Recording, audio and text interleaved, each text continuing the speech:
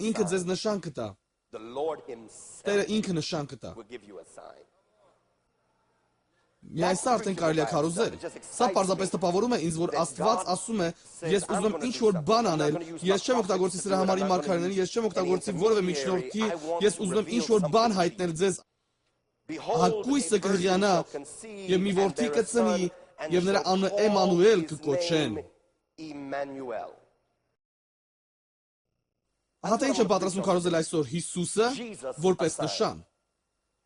Շատ պարզ մի ըմբռնում Հիսուսը որպես նշան։ Դուք գիտեք, ինչպես նաև ես գիտեմ, մենք կանցնենք Հայտնության գրքի 3-րդ գլխին, այնտեղ, երբ Հիսուսը գրում է եկեղեցիներից մեկին Հովհաննեսի միջոցով, նա ասում է. «Ես եմ Աստծո արարչագործության սկիզբը, բայց չի կարելի ունենալ սկիզբ առանց վերջի»։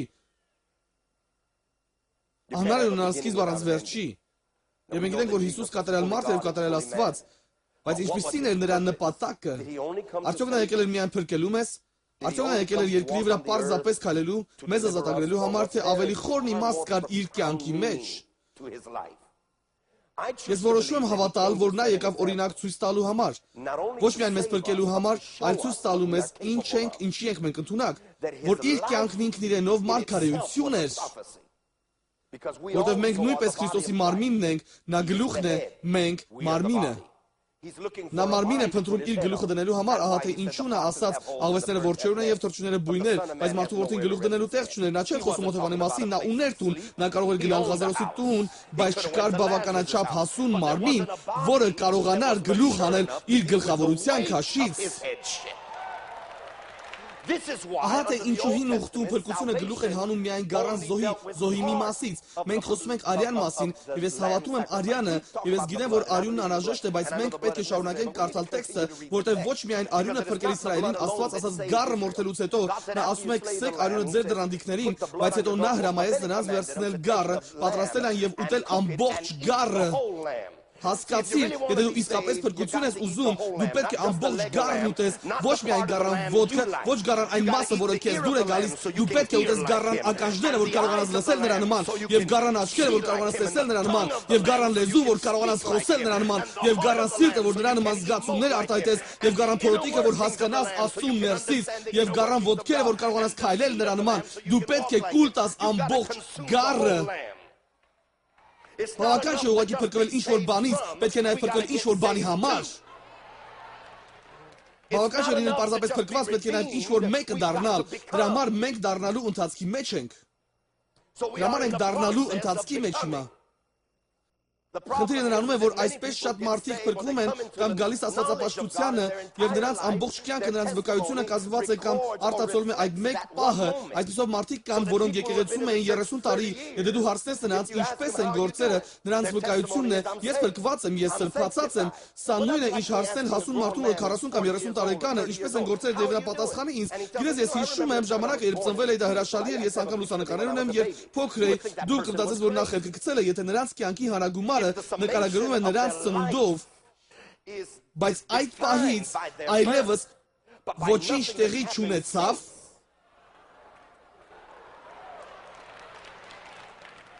Այսօր եթե մեր վկայության հանրագումարը հանդիսանում է ես փրկված եմ, բայց մենք ոչինչ չարեցինք այդ պահից, երբ եկանք Աստծո թագավորության լույսի մեջ, ոչինչ չարեցինք այդ պահից, երբ եկանք նրա թագավորության մեջ, ուրեմն մեր կյանքն անպտուղ է։ Դրա համար մենք պետք է դուրս գանք թաքստոցից դեպի ուխտը։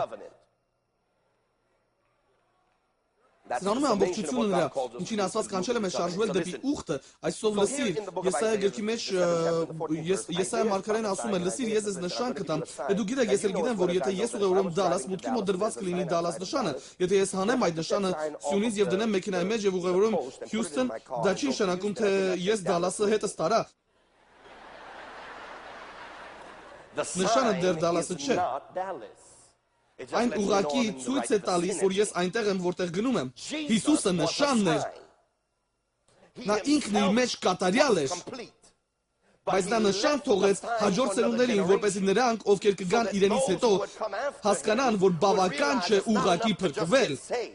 Բայց նա եկավ իրենների մոտ եւ երբ իրենները ճուզեցին նրան ցանկացած մեկին, ով կուզենա նրան սրանից հետո նա իշխանություն տվեց Աստծո որդիները դառնալու, որ դառնան ավելին, քան նրանք կան, դառնան իր նման։ Այսով նրանում է Աստծո վերջնական նպատակը, ահա թե ինչի մասին է Պողոսը վերջ-վերջը խոսում, որովհետեւ նրանց, որ առաջից ճանաչեց, առաջից է սահմանեց իր որդու պատկերին կերպարանակից լինելու։ Հովհաննեսն ասում է, մենք հիմա Աստծո որդիներ ենք, ոչ թե վաղը, ոչ թե հաջորդ տարի, մենք հիմա Աստծո որդիներ ենք եւ տակավին հայտնված չէ թե ինչպես պիտի լինենք, բայց երբ նա հայտնվի, նրա նման կլինենք, որովհետեւ կտեսնենք նրան ինչպես որ է, ոչ թե ինչպես որ էր եւ ոչ թե ինչպես որ պիտի լինի, այլ ինչպես որ է։ Առաջին Հովհաննես 4:17-ում ասում է, ինչպես նա է այս աշխարհում, այնպես էլ մենք։ Դա ապագա խոստմունք չէ, դա ներկա խոստմունք է, դա մի բան չէ, ինչը ես սպասում եմ, դա մի բան է, ինչը նա արդեն տվել է ինձ, դա արդեն տվել է, դա ինձ, ես պետք է արտադրեմ այդ, դա իմ երևակայության ինչ-որ մասը չէ, դա եւս մի կլիշե չէ, դա հոդված չէ խարիզմայում տպագրելու համար, դա մի բան չէ, ինչի մենք ուղղակի կարող ենք դեմարդեմ հանդիպել։ Օտես ինչ ունենք այս շաբաթ, դա բոլոր հոգեոր բաների որոշիչ գործոնն է, երբ մենք ասում ենք, որ մենք ընծայում ենք մեր կյանքը կամ մենք նորոգում ենք մեր կյանքը, նորոգության միակ կարիքը առաջանում է նրանից, որ մենք հեռացանք այդ բանից, ինչին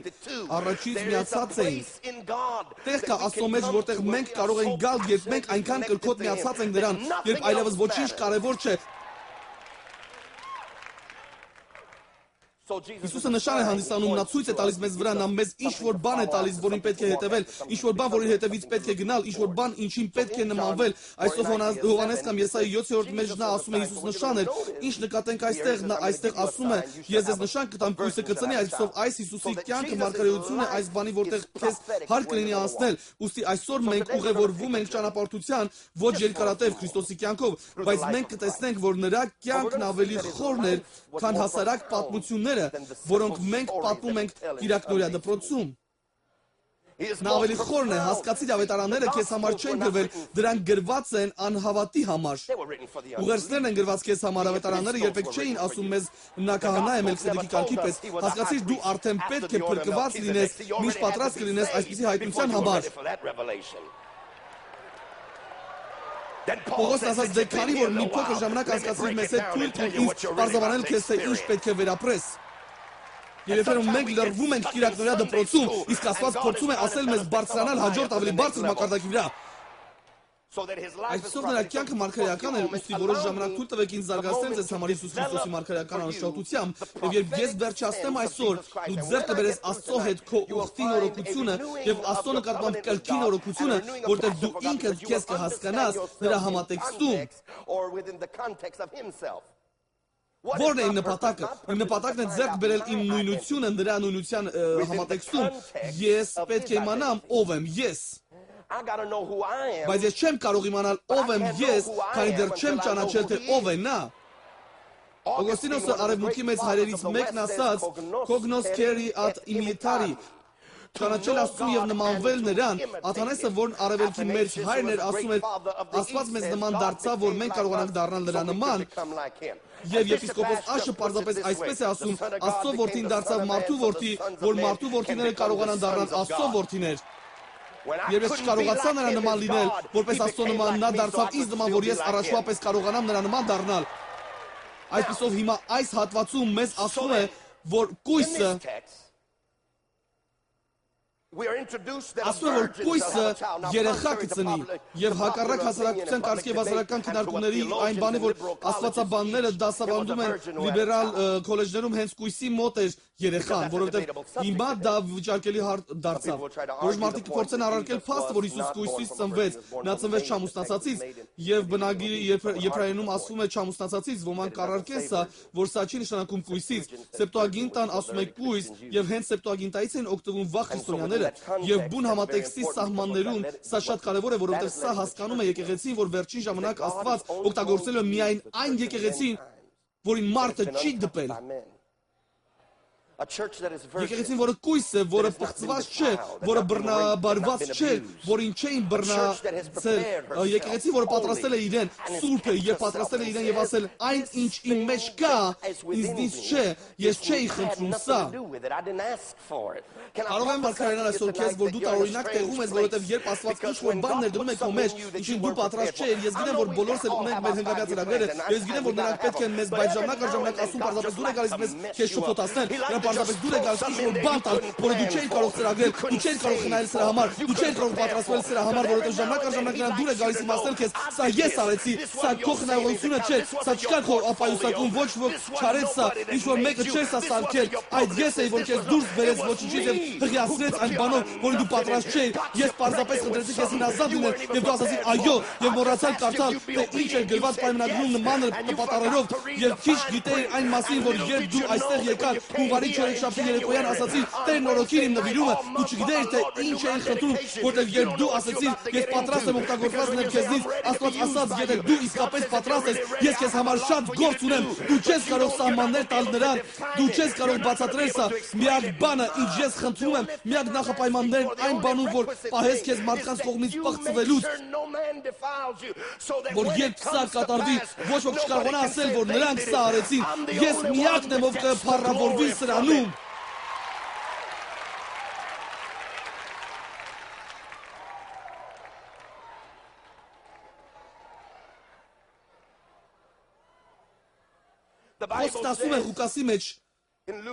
Խոսքն ասում է Ղուկասի մեջ, համատես ավետարանից մեկի մեջ, ավետարանից Լուկասն ասում է, որ Սուրբ Հոգին Հովանի եղավ նրա վրա, եւ հունարեն Հովանի եղավ բառը նշանակում է տիրեց, ուժով նրան վերցրեց, փաստորեն այսպես է ասում հատվածներից մեկը, կարող եմ այսօր ծառայել ձեզ, որ երբ դու բաց ես Աստծո համար, ինչ որտեղ ճանապարհին մենք տարօրինակ ուսմունքներ ներս քաշեցին եկեղեցի, որոնք թույլ էին տալիս մեզ մտածել, որ մենք Աստծո զորավոր ենք, եւ որ փաստորեն մենք ենք ղեկավարում մեր կյանքը, եւ որ շատ մարդիկ կան, որոնք իսկապես մտածում են, որ նրանք կյանքում ընտրություն ունեն, ես երբեք չեմ մոռանա, ես խոսում եի ինչ-որ մեկի հետ եւ նա ասեց, Աստված կանչեց ինձ եւ ես 15 տարի փախնում էի նրանից եւ ես ասեցի, մեզ թույլատրված է փախչել։ Այսպիսի հնարավորություն կա, ինչու ինչ ոչ ոք չտրամադրվեց, Աստված ասաց ինձ կազել եւ ես պատասխանեցի ոչ, մեզ թույլատրված է ասել ոչ։ Ճշմարտությունն է, որ եթե հենց Աստված Հովանի լինի քեզ իր նպատակով, դու չես կարող դրանից խուսափել, դու չես կարող դրանից փախչել, դու չես կարող դրանից խախտվել, նա քո թույլտվությունը չի հարցնի, նա պարզապես անում է դա քեզ հետ։ Ամոս ասաց, ես մարգարետ չեմ, ոչ էլ մարգարեի որդի, ես պարզապես հովիվ եի եւ մոլաթուզ եի հավաքում, բայց Տերը վերցրեց ինձ, նա չէր հարցնում ինձ, նա վերցրեց ինձ, Պողոս ասեց, ինձ հասավ նա, ում ես էի ուզում հասնել, ես փորձում էի հասնել Աստծուն եւ Աստված ավելի շուտ հասավ ինձ, քան ես կարողացա հասնել նրան։ Ամբողջ կյանքը ծրագրած էր, դու պատրաստվել ես ամուսնանալ եւ ծնել երկուսուկես երեխա ունենալ տուն, որի հոտ ընտրված կլինի կնոջի կողմից, դու երազում ես հերթափոխով բաժաններ գնալ, BMW եւ մեքենա հանկարծակի անհայտությունից Տերը ստիպեց քեզ, դու երջանիկ ես պարզապես եկեղեցի հաճախել եւ ծնել սարանի վճարել քո 18 եւ գնալ տուն, բայց հանկարծակի նա իջավ քեզ վրա եւ հղիացրեց քեզ այն բանով, որը դու չես կարող բացատրել եւ հիմա դու փափագում ես նրան, դու փափագում ես աղոթքներին եւ նվիրվածությանը եւ դու փափագում ես նորոգությանը եւ ասում ընդհանրապես ինչպես է սա հնարավոր, ինչպես կլինի դա եւ ես մարդու հետ չեմ եղել երբ ինձ ինչ-որ երբեք չէր դպել, բայց ինչ-որ բան կա, ինչը ես չեմ կարող նկարագրել, նրան պետք է քո թույլտվությունը, նա Աստված է։ Նա թույլտվություն չի ուզում, նա Աստված է։ Սա պարզապես նրանց համար, որ եթե մոռացել էին դրա մասին։ Ինչ-որ մեկը հարցրեց ինձ եպիսկոպոս, այս արժեքսա նշանակում է, որ դուք չեք հավատում կամքի ազատությանը, ես հավատում եմ կամքի ազատությանը եւ ինչպես Հովնանը, Հովնանի կամքի ազատություն ուներ։ Ես ստացավ ազատեք Վիլին, լսում եք ինձ, որովհետև երբ Աստված վերջ կտա քեզ և քո ազատ կամքին դու միևնույնը անելու ես այն, ինչ Աստված է ուզում, որ դու անես, և ես կնախընտրեի ընթանալ նրա ճանապարհով, այլ ոչ թե դժվար ճանապարհով, Աստված Հովանի կանի այս եկեղեցին, Աստված Հովանի կանի 21-րդ դարի եկեղեցին կրքով և փափագով, իր նկատմամբ, որոնց ոչ մի աչք որևէ նախինում չէր տեսել, հպվիր ինչ-որ մեկին ու ասա, ես միայն նրան եմ ուզում։ Հպվիր մեկին ասի, ես միայն նրան եմ ուզում։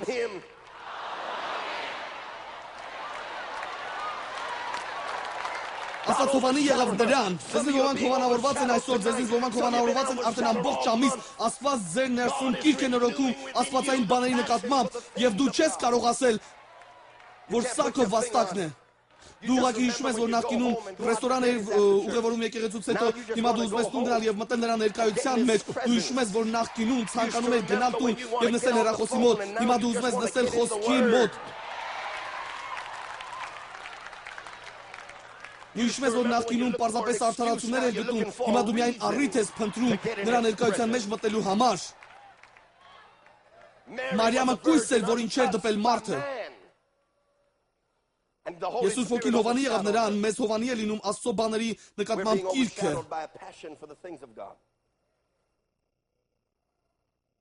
Աստվածաշունչն ասում է, որ նա չէր հասկանում սա։ Ոչ միայն նա չէր հասկանում սա, թույլ տվեք ինձ արագ արձակել սա։ Աստվածաշունչն ասում է, որ երբ Հովսեփն իմացավ սրա մասին, նա ցանկացավ ազատել նրանից, կարող եմ ծառայել ձեզ, որ երբ Աստված ներդնում է քո մեջ ինչ-որ բան, ինչը մյուսները չեն կարող վերագրել իրենց, իսկ մյուսները չեն կարող փառավորվել դրանով, նրանք կցանկանան ազատվել քեզանից, նրանք կցանկանան ձևանալ, որ այլևս չեն ճանաչում քեզ։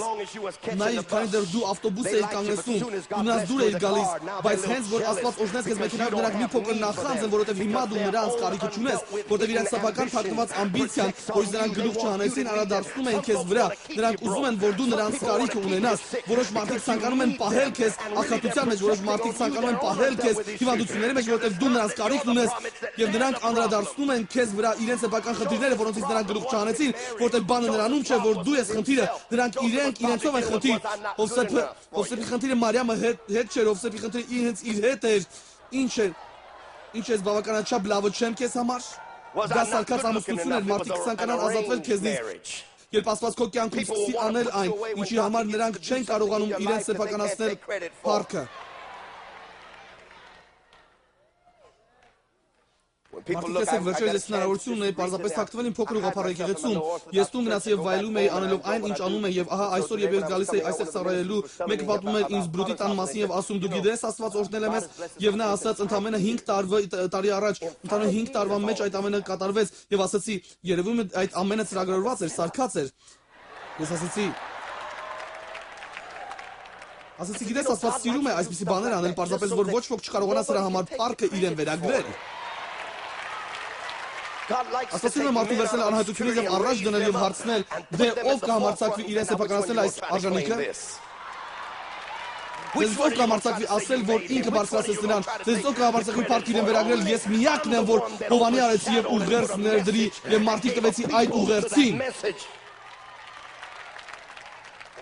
Միայն Աստված է ընդունակ անել այսպիսի բան, դուք բոլորդ հղիեք ինչ-որ բանով ինչ-որ այնքան խորն էր քո մեջ, և Աստված պարզապես դնում է քեզ ճիշտ տեղում, դու չես կարող բացատրել այդ, դա տարօրինակ է, երբ այսպիսի բան է տեղի ունենում քեզ հետ,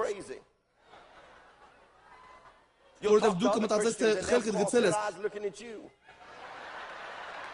Դուք խոսես մյուս քրիստոնյաների հետ և նրանք կշլանան քեզ հետ խոսելուց, դու նրանց ասում ես, որ պետք է ավելին լինի, և նրանք նայում են քեզ և հարցնում, ինչի համար, դու ինչի մասին ես խոսում, ես պարզապես երջանիկ եմ, որ փրկված եմ, սրբված եմ ու բավարարված, և դու մտածում ես, իսկ ես ունեմ միայն 2-3-ից, որտեղ ես չեմ կարող բավարարված լինել, ձգտում կա իմ մեջ, ինչ-որ բան կա իմ հոգու մեջ, որն ասում է այլ մակարդակ կա Աստծո մեջ, այլ տեղեր կան Աստծո մեջ, ինչ-որ բան կա իմ հոգու մեջ, որն ասում է մի մնա այստեղ, անհոգ մի եղիր Սիոնում, ավելի մեծ ինչ-որ բան պետք է լինի եկեղեցում, քան պարզապես Կիրակի և Շաբաթին պետք է ավելի մեծ ինչ-որ բան լինի, քան պարզապես նստարանի նստելը, ձգտում կա ինչ-որ մեկը դառնալու, քո մեջ ձգտում կա վերապրելու Աստծուն այն կերպով, ինչպես երբևէ չես վերապրել նրան նախկինում։ Յուրատուկ տեքստ կա, փաստորեն Աստվածաշունչն ասում է, եթե ուզում ես կյանք ունենալ, դու պետք է կորցնես այն, եւ այդ նույն խոսքը հունարեն նշանակում է կյանք, անձ, ու իրականում տեքստը կարելի է կարդալ, եթե ուզում ես անձդ շահել, դու պետք է կորցնես այն, հարցրի Աստծուն սա տարօրինակ է, ինչի ես կցանկանայի կորցնել անձս։ Աստված ասաց ինձ, որովհետև հավատքը, որն ավանդված է քեզ, հավատքը, որը հաճախ պատկանում է ուրիշներին, դա քո մոր հավատքն է, քո հովի հավատքն է, եւ քո Կիրակնորյա դպրոցի ուսուցչի հավատքն է, եւ այն մարդու հավատքն է, որն ավետարանել է քեզ, եւ Աստված ասաց, ես թույլ կտամ քեզ գալ արքայության մեջ այսպիսին, բայց ես թույլ չեմ տա քեզ արքայության մեջ մնալ ուրիշի հավատքի վրա։ Ես այնպիսի մի տեղ կբերեմ քեզ, որտեղ այդ ամենը փոխված կլինի քո վրայից, որտեղ կմնանք միայն դու ու ես, եւ մենք կփակենք դռները եւ դուրս չենք գա մինչեւ չվերջացնենք պարզաբանումը, մինչև որ դա չդադարի լինել քո մոր հավատքը, քո հոր հավատքը, քո հովի հավատքը, մենք դուրս չենք գա այնտեղից մինչև դա չդառնա քո հավատքը, մինչև ես չդառնամ քո Աստվածը, դու պետք է կորցնես անձդ, միշտ կարողանաս ունենալ այն։ Մարիամը մտածում էր, որ խելքը գցել է։ Դուք մտածես, որ խելքդ գցել ես, երբ սկսեցիր փափագել ավելին, եւ ոչ ոք չի հասկանում քեզ։ Դուք մտածես, որ խելքդ գցել ես, երբ սկսես ասել մարդկանց։ Գիտես, երեկոյան տերը խոսեց ինձ։ Ես չեմ խոսում այն մասին, թե ինչպես են մարդիկ ասում, որ նա խոսեց ինձ հետ, բայց երբ իսկապես խոսում է, եւ նրանք գնային քեզ ընդհանրապես ինչի մասին ես խոսում դու, եւ դու սկսում ես ասել նրանց, որ Տերը կամ բաներ քո կյանքում, որոնք նրանք ուզում են անել քո միջոցով, եւ նա սկսում է լիազորություններ տալ քեզ, ոչ ոք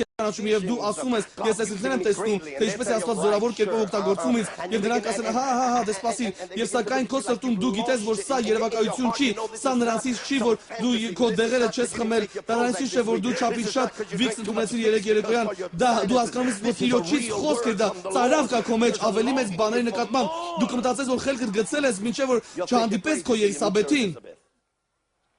Դու մտածես, որ խելքդ գցել ես, մինչև որ Աստված հանդիպում չդասավորի քեզ համար ինչ-որ մեկի հետ, ով անցել է նման իրավիճակում, դու կմտածես, որ խելքդ գցել ես, մինչև ինչ-որ մեկը չբարձրանա եւ չքարոզի, եւ դու կասես, սա ես եմ, հենց սրա մասին էի խոսում, եւ խելքս չեմ գցել, սա իմ մասին է։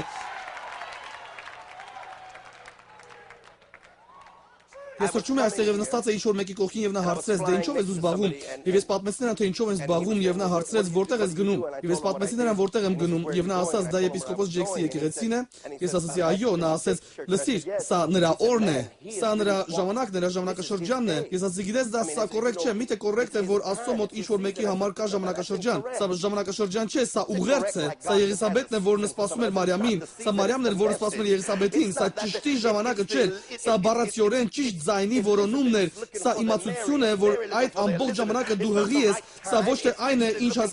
հանկարծակի հայտնվեց, որը չկար նախկինում, սա միշտ կար, սա նոր ուղերձ չէ։ Ես երաշխավորում եմ, ես չեմ ճանաչում նրան, բայց ես երաշխավորում եմ, որ նա քարոզում էր այսօր, նա քարոզում էր 10 տարի առաջ, ես երաշխավորում եմ, որ ոչինչ չփոխվեց, նա պարզապես հանդիպեց իր Եղիսաբեթին, դուք նստած եք ինչ որտեղ մեռնելու աստիճան չորացած, խոսքի նկատմամբ մտածում եք, որ խելքը գցել եք, սա ձեր օրը չէ, դուք մտածում եք, որ խելքը գցում եք, հավանաբար նա մտածում էր, որ խելքը գցում է, եւ հետո երբ նա սկսեց ասել, որ թաքցնում էր, եւ այդ ժամանակ մարդիկ սկսեցին արձագանքել, նա հասկացավ, որ խելքը չի գցել, դուք իսկ հասկացաք, որ խելքը չէ գցել, սա օրը չէր կամ ժամանակը, սա հաշվարկված մի սարքած չէր, սա կոչվում է ճակատագիր, հենց սրա է սպասում Աստված։ Կամ հանդիպես քո Եղիսաբեթին դուք քայլես ճանապարհով կգնաս եկեղեցի եւ Աստված կսկսի միացնել քեզ ուխտի մեջ ուրիշ մարդկանց հետ, որոնք քեզ կհասկանան, որ դու հենց այնտեղ ես, որտեղ Աստված ուզում է քեզ տեսնել, դու կլսես թե ինչպես է քարոզիչը քարոզում եւ կլսես խոսքը, ինչ որ մեկը քեզ տեսա ժապավեն կտա եւ դու անգամ 1 ժամ չես լսի, 5 րոպե բավական կլինի, որ իրենց լեզուն մատնիկ նրանց։ Դա Պետրոսի նման է, որը փորձում էր ասել, ես չեմ ճանաչում նրան, կինն ասեց, հերիք է ստես։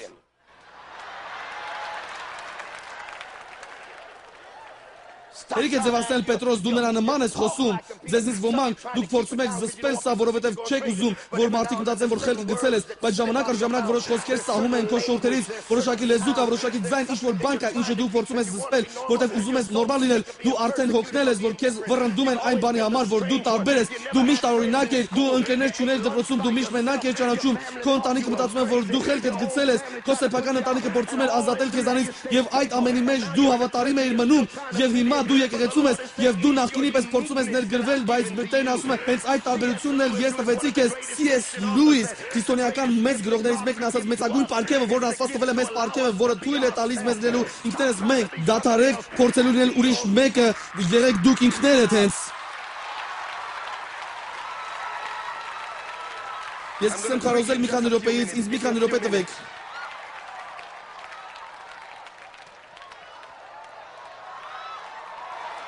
Հտվիր ինչ-որ մեկին եւ ասա, պարզապես եղիր ինքդ դու։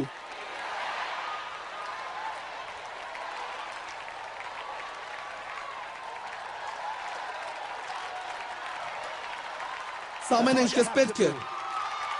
Դավիթը գիտեր ինչպես լինել ինքն իրենով, երբ գնաց կռվելու Գողիաթի հետ, Սավուղն ասաց, ահա վերցրու ինձ սպառազինությունը, վերցրու իմ սուրը, իմ վահանը, Դավիթն ասաց, ների ինձ այդ զենքը պատկանում է թագավորին, երբ Աստված կանչեց ինձ, ես թագավոր չէի, նա կանչեց ինձ որպես հովիվ, ուստի եթե ես Գողիաթի հարցերը լուծեմ էլ, ինձ պետք չէ քո սպառազինությունը, ես հարմարավետ եմ նրանում, որ հովիվ եմ, տուր ինձ իմ փայտը եւ իմ քարը, որովհետեւ հենց այդպես եմ հաղթել առյուծին եւ այդպես եմ հաղթել արջին, եւ եթե ես չկարողանամ հաղթել նրան լինելով ինքս ես, այդ դեպքում ես չեմ ուզում հաղթել նրան, եթե ես պետք է փոխեմ այն, թե ով եմ ես, որ ինչ-որ բան անեմ, խնդիրն իմ մեջ է, Սավուղ ինձ պետք է հաղթել քո սպառազինությունը, եթե Աստված օգտագործի ինձ, նա կօգտագործի ինձ այն բանի հետ, ինչը նա տվել է ինձ։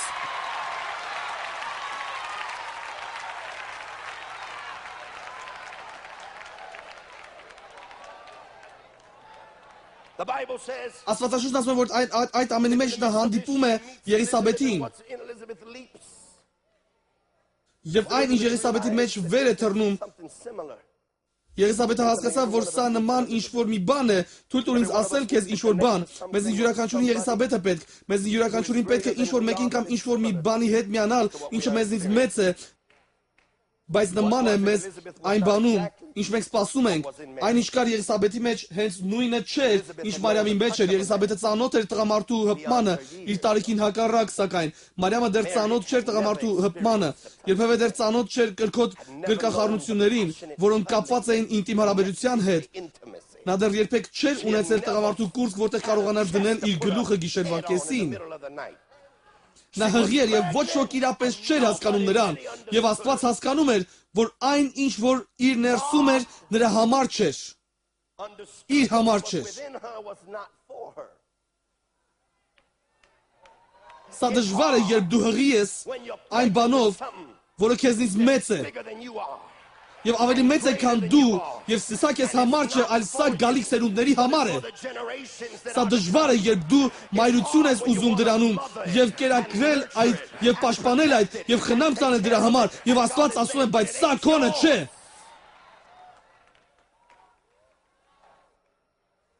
Մարիամը հղի էր, Աստված ինչ-որ բան կներդնի յուրաքանչյուրի մեջ, ով ծարավ է նրան, բայց դա կլինի քեզնից մեծ։ Նա քեզ ինչ-որ բան կտա, ինչը քեզ համար չէ, այլ գալիք սերունդների համար, ինչ-որ բան։ Թույլ տվեք ինձ ասել հետևյալը. ցանկացած տեսիլք, որը կարող է իրականացված լինել կյանքի ընթացքում, տեսիլք է, որն Աստված չի տվել քեզ։ Եթե դու գաղափար ունես, որին կարող ես հասնել, նա չի տվել քեզ այն։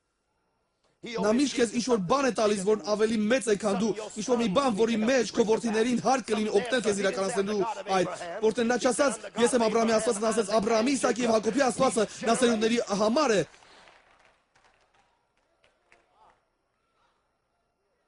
Ինչ պատահեց։ Ովսեփն ուզում էր ազատվել նրանից, և Աստվածաշունչն ասում է, որ Մարիամը Նազարեթում էր։ Այստեղ խնդիր կա, մարդիկ։ Ինչ է Մարիամն անում Նազարեթում։ Նա 9-րդ ամսվա վրա է պատրաստ ծննդաբերելու, բայց նա այն տեղում չէր, որ ծներ, որովհետև այն, ինչ իր մեջ է, պետք է ծնվեր ճիշտ տեղում։ Տես երբեմն դու կարող ես հղի լինել, բայց դու դեռ տեղում չես։ Դու կարող ես նպատակ ունենալ, բայց դեռ չունես դիրք։ Նպատակն ու տեղը ձեռքի են ընթանում։ Այնպես որ բարոյական չէ նպատակ ունենալ, բոլորն էլ փորձում են նպատակների հասնել, բայց ոչ ոք չի ուզում գտնել իր տեղը, որպեսզի ծնեն այն, ինչը հանդիսանում է նրանց նպատակը։ Եկեք խոսենք լեզներով։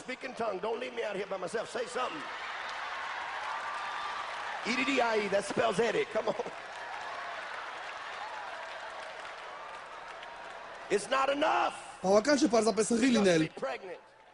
Դու պետք է ճիշտ տեղը գրավես, որ ծնես այն, ինչ քո մեջ է։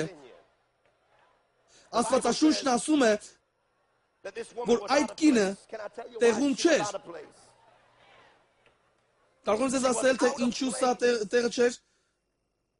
Նա այնտեղ չէր, որովհետև այն, ինչ նրա մեջ էր, Դավթի սերնդից էր և պետք է ծնվեր Դավթի քաղաքում։ Եվ դու գիտես, թե ինչ արեց Աստված։ Աստված թույլ տվեց կայսրին, որ ամբողջ աշխարհի տիրող ինքնիշխանն էր, ամբողջ աշխարհում մարդը համար կազմակերպել մի կնոջն իր տեղը տեղափոխելու համար։ Մի կին տեղում չէր և ամբողջ աշխարհում իրարանցում եղավ։ Բոլոր ստեղծվածները մինչև հիմա միասին հառաչում են և ցավի մեջ են Աստծո որդիների հայտնությանն սպասելով։ Եկեղեցին տեղում չէ և ամբողջ աշխարհում իրարանցում կլինի մինչև որ Հա թե ինչու որոշ մարդիկ հարցնում են, ինչ ես մտածում այն մասին, ինչը կատարվում է Ֆլորիդայում այս ընտրությունների հետ, եւ ինչ ես մտածում այս ընտրությունների մասին եւ այլն, եւ ես ասացի, ես գիտեմ ինչի մասին է խոսքը, դա Բուշի մասին չի, ոչ էլ Գորի մասին, ոչ էլ հանրապետականների, ոչ էլ դեմոկրատների, բայց ինչի մասին է խոսքը, խոսքը եկեղեցու մասին է, Աստված թույլ է տալիս, որ այսպիսի իրանցում տեղի ունենա ամբողջ երկրով, որտեղ եկեղեցին հասկանալի չէ եւ հստակ չէ իր падգամի մեջ, դրա համար Աստված տեղադրում է այն իր տեղը, որտեղ այն տեղում չէ, նայել բաներ կան, որոնք տեղի ունեն քո կյանքում եւ դու զարմանում ես, թե ինչու են դրանք կատարում քո կյանքում, որովհետեւ դու տեղում չես։ Ես միշտ ասում եմ մարդկանց, որ սատանան ավելին չէ, քան Աստծո պիտբուլը սանձակի վրա։ Նա միայն դրան օգտագործում է քեզ տեղ գցելու համար։ Եվ երբ դու արդեն շատ հեռու ես ասում, Աստված ասում է՝ նստել ոտքից մոտ, եւ նա պատասխանում է՝ այո, սեր, լսում եմ։ Եվ ամեն անգամ երբ դու դուրս ես գալիս Աստծո կամքից, նա հով, նա հաճալով ետ է գցում քեզ, մինչև որ դու չասես՝ լսում եմ, Տեր։ Ձեզ ոմանց համար ամենալավ բանը ինչ պատահեց ձեր կյանքում այդ հին սատանան, եթե չլիներ այդ որոշ բաները, դու չէիր աղոթի ծոմ չէիր պայ, բայց Աստված ասաց լավ սատանա խաղա նրանով եւ վերադարձուն նրան իր տեղը։ Ամենալավ բանը ինչ պատահեց քեզ հետ այն էր, երբ ինչ որ մեկ ասում էր քո մասին եւ խոսում էր քո մասին եւ օգտագործում քեզ եւ քշում, եւ հենց դա ետ վերադարձրեց քեզ նրա ներկայության մեջ։ Նա տեղում չէր եւ Աստված թույլ տվեց կայսրին ամբողջ աշխարհն ալեկոծել մի կնոջը իր տեղը վերադարձնելու համար։ Ինչու նա պետք է հայտնվեր տեղում։ Որտեղ ամբողջ աշխարհի ինչ որ բանի էր սպասում։ Մենք դազարեցում ենք, ձեզնից ոմանք հղի են, դուք արդեն չափից ավելի կրեցիք, Աստված ուղարկեց այդ շիկահեր տարօրինակ եպիսկոպոսին ցավեր առաջացնելու համար այսօր, որ ազատ արձակի այն ինչ կա քո մեջ, ինչն արդեն չափից ավելի կրվեց, ինչը քո ընտանիքն արդեն վաղուց սպասում է քո բիզնեսը, երկար տարի սպասում է եւ մինչեւ հիմա բիզնես քարտել չես պատրաստել։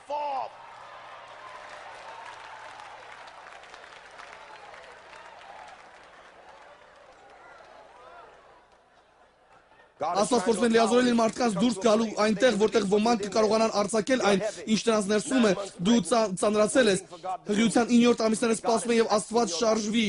եւ Աստված մարդահամար է կազմակերպում քո կյանքում։ Սա նրա համար է,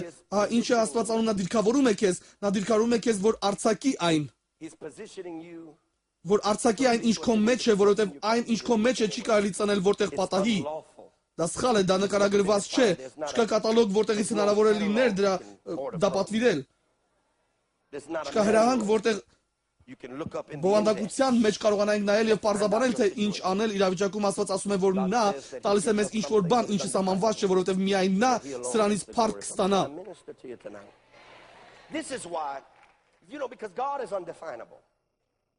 Կարող եմ ծառայել այսօր ձեզ, ահա թե ինչու, դու գիտես, որովհետև Աստված անբացատրելի է, իրական է, ճշմարտությունն այն է, որ դա կոչվում է ապոֆատիկ աստվածաբանություն, դու չես հասկանա ասուն հասկանալու ամենալավ կերպն այն է, որ չփորձես նրան սահմանում տալ, որովհետև ցանկացած սահմանում անգամ լավագույն դեպքում աղքատ է, լավագույնը ինչ ես կարող եմ ասել նրա մասին կլինի սովորական, կլինի աղքատ։ Ես անգամ չեմ օգտագործում այնպիսի տերմիններ, ինչպիսին են Աստծո շարժում, Աստված շարժվեց, բայց արդյոք Աստված իրական շարժվում է, միթե Աստված կարող է շարժվել։ Եթե Աստված ամենագոհ է, եթե Աստված բոլոր ժամանակներում է միաժամանակ, ուստի իրականում Աստված չէր շարժվում,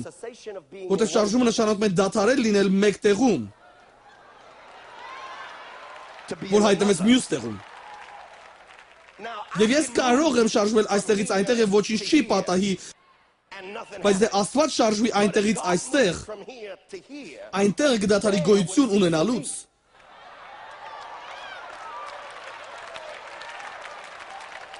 Միակ պատճառը թե ինչու այնտեղ գոյություն ունի այն է, որ Աստված է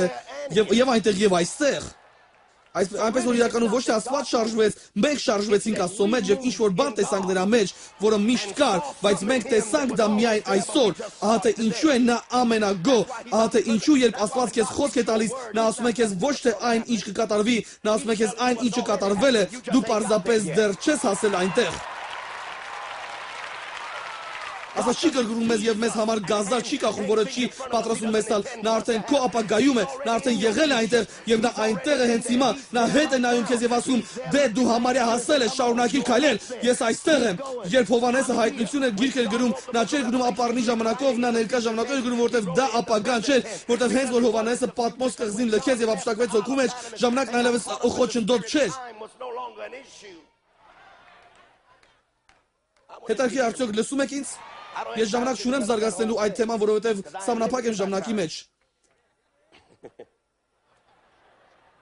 Նա ամենուր է մեր ժամանակն ամենագոհ է, նա ինքն Աստված է, նա ամբողջ աշխարհին մարդահամար կկազմակերպի, որ մի կնոջ վերադարձնի իր տեղը, որ դնի նրան այնտեղ, որտեղ նա պետք է լինի, որ ծնի այն, ինչ նա ներսում է, բայց թույլ տվեք ասել ձեզ, թե ինչու նա պետք է ծնվեր Բեթլեհեմում, որովհետև Հիսուսը երբ նա ծնվի, նա պետք է ծնվեր քաղաքում, որի անուն էր Բեթլեհեմ։ Բեթեփրայերեն այբուբեն երկրորդ տառն է նմանապես տուն է նշանակում, լեհեմ եփրայեր բառից առաջանում է նշանակում է կյանք, բայց լավագույն թարգմանությունը հաց է, այսպիսով Բեթլեհեմը հացի տուն է։ Ինչու Հիսուսը պետք է ծնվեր հացի տանը, որովհետև օր կգա, երբ նա կքարոզի մարդկանց ու կասի. «Ես եմ երկնքից իջած հացը, ով այս հացից ուտի երբեք չի մեռնի»։ Նա պետք է ծնվեր այն տեղում, որը բարենպաստ էր նրա նախասահմանության համար։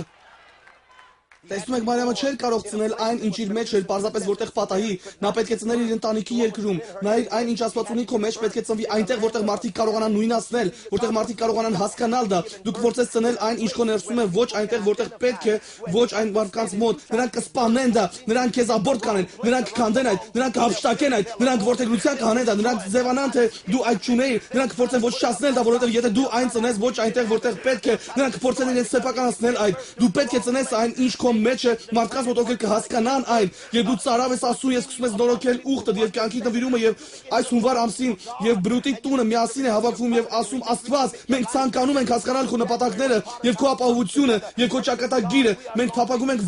վերանվիրվել մեզ այնպես, ինչպես երբևէ չէինք նվիրվել, ոչ միայն դիպչել Դալասին, այլ դիպչել ամբողջ աշխարհին։ Մենք հասկանում ենք, որ բրուտի տունը Դալասի եկեղեցին չէ, որ մենք ձայն ենք աշխարհի համար, մենք եւս մի ծառայություն չենք, մենք առաքելական կենտրոն ենք, մենք հասկանում ենք, որ Աստված այնպիսի բաներին թույլ չի տալիս լինել պատահական կամ էլ համընկնելով, բայց այստեղ բավական մեծ նպատակ կա։ Այս եկեղեցին կլինի եւ մեր որդիների եւ նրանց որդիների համար։ Դեռ երկար ժամանակ եպիսկոպոս Ջեյքսի հեռանալուց հետո նրա որդիները եւ նրանց զավակները եւ մյուս մարդկանց զավակները դուրս կգան եւ կշարժվեն Աստվածայինի մեջ։ Սա ոչ միայն մեզ համար է, դա սերունդների համար է, որոնք դեռ գալու են։ It's for a generation that is yet to come. Նա պետք է ծներ Բեթլեհեմում, որովհետև Բեթլեհեմը Դավթի տունն էր, նա պետք է ծնվեր Դավթի տանը, որովհետև նա Հուդայի ցեղի առյուծը կլիներ, նա կլինի Դավթի սերմը եւ Դավթի արմատը, նա Դավթի հեղինակը կլինի։ Եվ սակայն ծնված է Դավթով,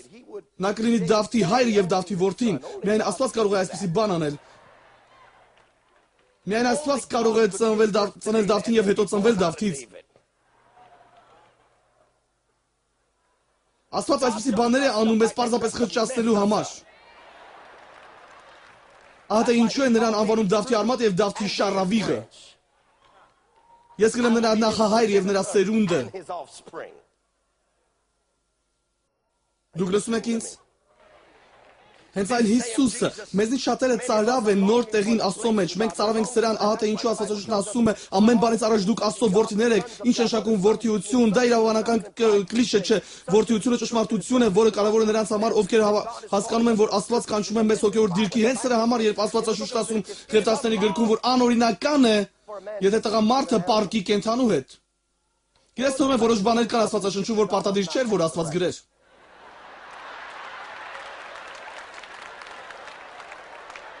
Թվում է որոշ բաների վրա անգամ կարիք չկար, որ նա իր ժամանակը ծախսեր։ Բայց այստեղ հոգևոր բաղադրիչ կա, որովհետև քանի դեռ դու շարունակում ես ոչխար մնալ, նա երբեք ինտիմ չի լինի քեզ հետ։ Դու գալիս ես քեզ ձկան պես բռնում են, դու գառան պես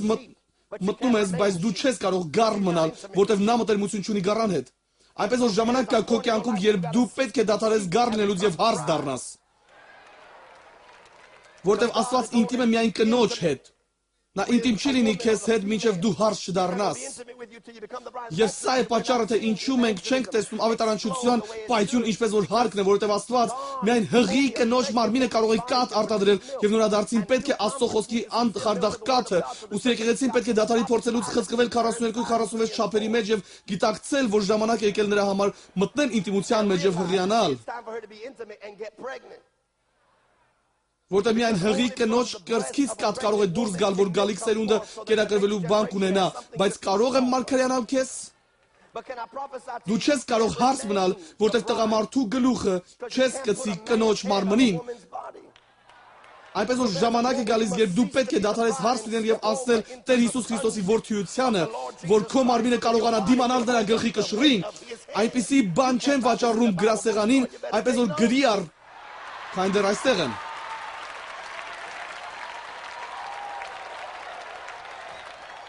Դուք լսում եք ինձ։ Այնպես որ նրա գլխավորությունը կարողանա հանգչել նրա վրա, այսպիսով որդիությունը նրա մեջ աճելն է, Հիսուս Քրիստոսի կատարյալ հասակի չափը, չփորձել չափել քեզ մյուս մարդկանց հետ, այլ չափել քեզ նրանով։ Տարիներ առաջ մենք երգ էինք երգում, ես ուզում եմ Հիսուսին նմանվել, այնքան բարձր եւ սուրբ, այնքան հեզ եւ ցածրացած։ Երգ է սա միայն, բայց սա իրական ճշմարտություն է։ Նույն Հիսուս, այդ Հիսուս նշան էր մեզ համար, որ մենք կապված չլինենք միայն անհետաձգելի նպատակներին կատարմամբ, այլ միացած լինենք տիեզերական նպատակին, այն բանին, ինչ Աստված վերջնական ուզում է մեր կյանքից, ոչ թե այն, ինչ հարմարավետ է, այլ այն, ինչ ուխտով է, ոչ թե այն, ինչ հարմարավետ է, այլ այն, ինչ ուխտով է։ Աստված մեզ ուխտի է կանչում, ինձ հետ եղեք, մի քանի վայրկյան, ես գրեթե վերջացրեցի նախաբանս։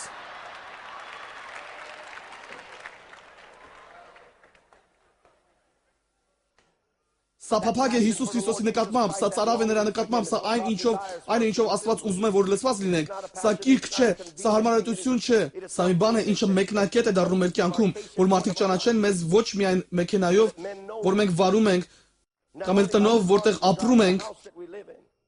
այլ այն փափագով եւ ծարավով, որոնք ունենք Աստվածային բաների նկատմամբ։ Որոշիչ պահ կա եկեղեցում եւ մենք գտնվում ենք այդ որոշիչ պահի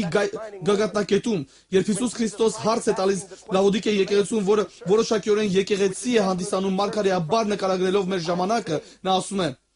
դու հարուստ ես, բայց իրապես աղքատ, բայց ես խնդրում եմ քեզ, աղաչում եմ քեզ, կրակով փորձված ոսկի գնես, ամեն բանից առավել նրան հասնես եւ թող անարժեք բաները երկրորդական պայման լինեն, ինտիմ փոխհարաբերությունների երկրորդական արդյունք։ Եվ ես ամեն ժամանակ ասում եմ մարդկանց, արդյոք Աստված ուզում է, որ դու շորեր ունենաս առանց կասկածի, ուզում է Աստված, որ դու գեղեցիկ մեքենա ունես, գրած արի, ուզում է Աստված, որ դու լավ տան մեջ ապրես միանշանակ, ուզում է Աստված, որ դու ֆինանսապես լինես բարգավաճ եւ օրհնված բացարձակ, այո, բայց ոչ նրան արհամարելու գնով։ Այսպեսով ինչ-որ մեկն ասում է, ինչ անենք, ես կասեմ քեզ ինչ անել, դու անմես այն, ինչ Հիսուսն ասաց, առաջ փնտրի երկրի քարոզությունը եւ նրա արդարությունը եւ մնացած բոլորը կտրվի, այլ կերպ ասա դա եպիսկոպոս աս։ Դե եթե դու համառում ես անմտության առաջին նշանը, երբ խոսում ես ինքդ քեզ, երկրորդ նշանը, երբ պատասխանում ես քեզ։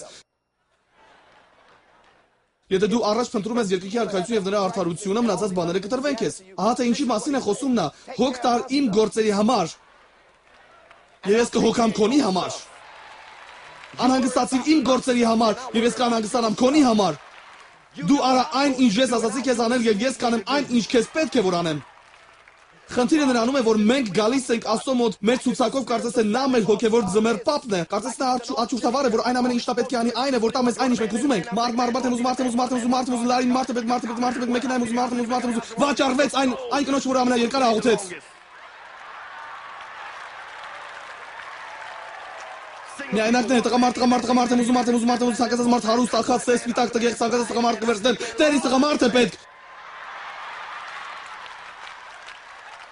Քեզ տղամարդ պետք չի, քեզ պետք չէ այն տղամարդը, որին դու ուզում ես, քեզ պետք է տղամարդ, որին Աստված ուզում քեզ համար, քեզ քիչ պետք չի, քեզ պետք է քիչ, որ Աստված ուզում քեզ համար,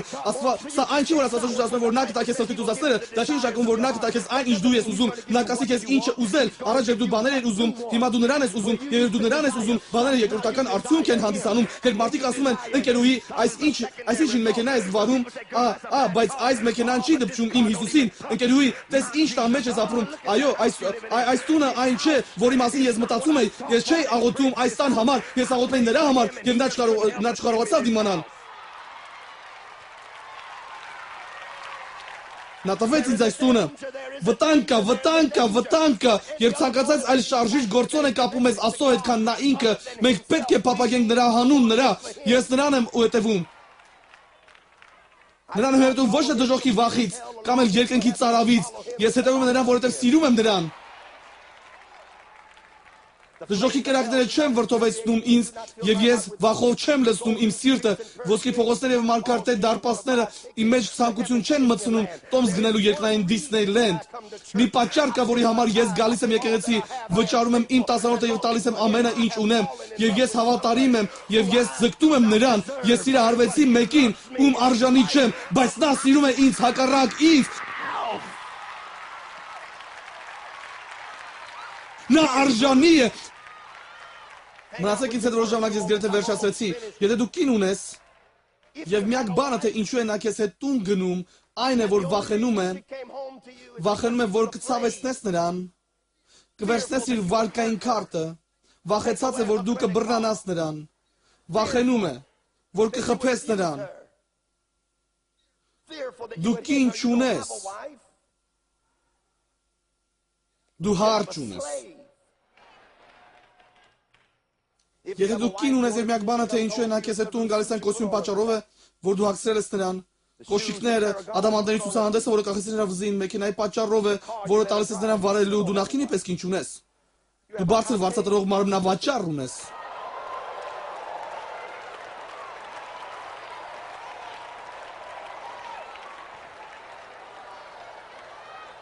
Քեզ պետք է մեկ ով կգնա քեզ հետ, եթե դու տանես նրան, կլինի դա 15 ննջարաններով տուն, կամ էլ մեկ սենյականոց հյուղակ։ Նա սիրահարված է քեզ ոչ նրան, ինչ դու կարող ես տալ նրան։ Լինել դա ադամանդներ կամ երկրորդական որակի չեխական ապակիներ, որոնք դու կկախես նրա վրա, կարևոր չէ։ Նա քեզ է սիրահարված։ Աստված մարդիկ ուզում, որոնք սիրում են նրան եւ ասում Աստված, ես չունեմ շարժարիվ, եթե դու օրհնես ինձ, դա միայն վարդեր են տորտի վրա, ես սիրում եմ քեզ, որովհետեւ դու ես։ Եվ քանի դեռ ես այս թեմայի մեջ եմ,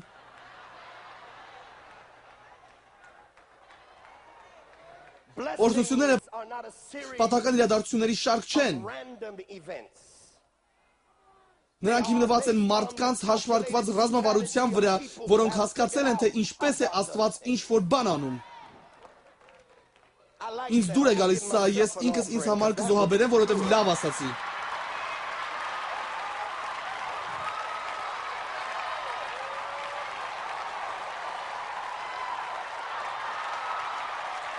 Մենք ուղղակի մտածում ենք, որ Աստված պատահական է օրհնում մարդկանց, բայց Աստված մարդիկ է փնտրում, որոնք հաշվարկել են նրան, ով ճիշտ քո որդունման, երբեմն քո տղան ինչ որ բան է անում, ժամանակ առ ժամանակ նա պարզապես հաշվարկում է, թե ինչպես է հայրիկն անում այս, նա հաշվարկում է, որ թեև նրան ծեծելու կարիք լիներ, դու պարզապես ժպտում ես, երբ նա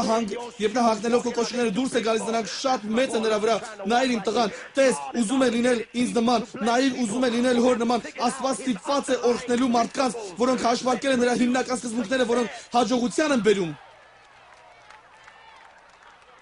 Ես գուցե քարոզը մի քանի վայրկյանից ես գրեթե վերջացրեցի։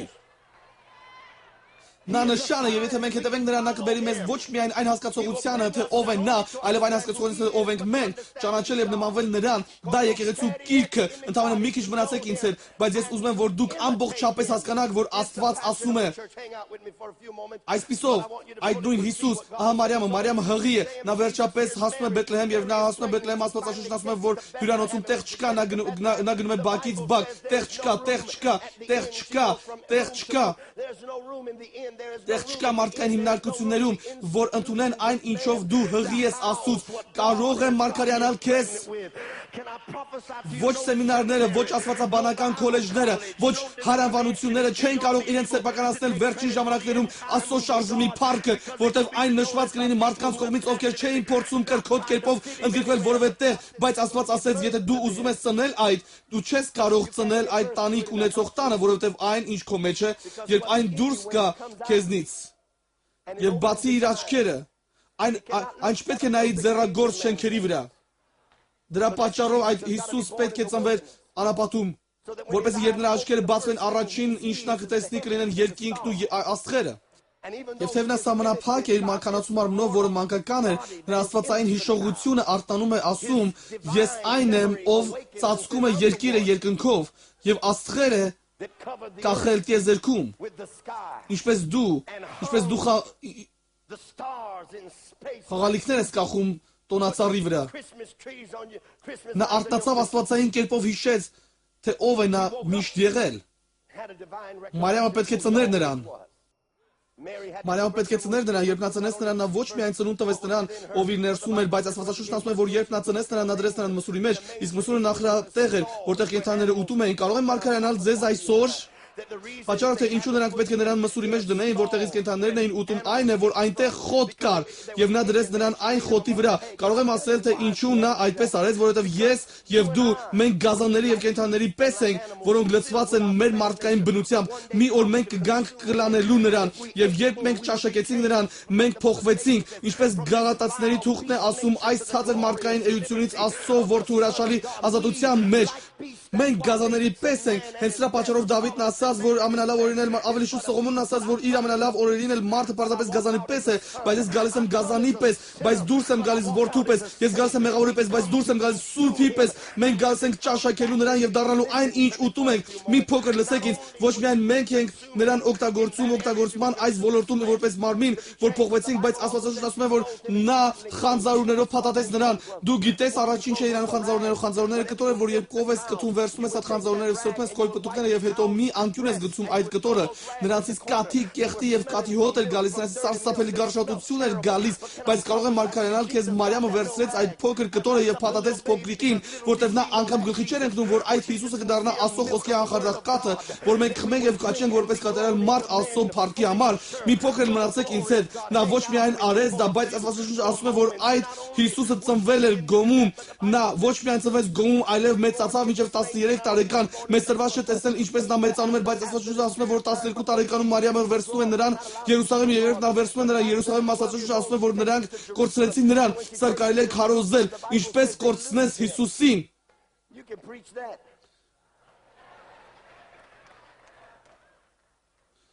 Ինչպես կորցնել Հիսուսին։ There's a sermon. Այս քարոզը ձեզանից որևէ մեկի համար է երիտասարդ քարոզիչ չեն, այնպես որ աշխատեք դրա վրա։